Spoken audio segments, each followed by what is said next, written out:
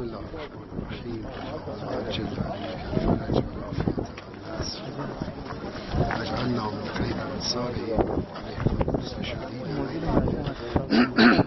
خوشحالم که یه بار دیگه خدا فرصت داد بیام مجموعه تخت جمشید رو ببینم به فراغ بال بیشتر.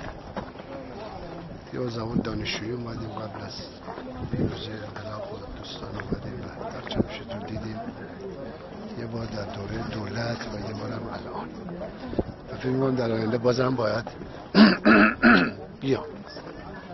بالاخره تاریخ حافظه ملته. هیچ انسانی بدون حافظه نمیتونه زندگی کنه. حافظه هویت میاره، هویتی که میگه چیکار کنه، باید بری و چطور زندگی بکنه. تخت جمشید از یه طرف افتخاره، یه ملتی که هزاران سال پیش اینطوری زندگی میکرد، یا تونسته چنین معماری، چنین هنری، چنین بنایی رو برپا بکنه. این استعداد، این توانایی در این ملت هست. در واقع شناخت گذشته یا شناخت تاریخ میتونه راه آینده رو در مقابل ما روشن کنه. تخت جمشید یه بنایی است که میشه بگید اساره توانایی‌های جهانی است. داخلش که بریم بحث خیلی زیاده. داخل 2500 سال قبل اولا چطوری ساخته شده، خیلی از بناهای دنیا با بهره کشی و استثمار و له کردن انسان ها یا نه با یه قواعد انسانی. نشانه هایی که داریم، آثاری که داریم، اثاری که داریم، در اینجا ظلم نشده به کسی. حقوق کارگرها پرداخت شده، بیمه بودن، احترام داشتن، جایگاه داشتن، شخصیت داشتن. بعد میریم تو معماری، میبینیم بنای مفاهیمی داره، مفاهیم انسانی بلندی داره، ارتباطاتی که درون مجموعه برقرار، سلسله مراتبی که هست،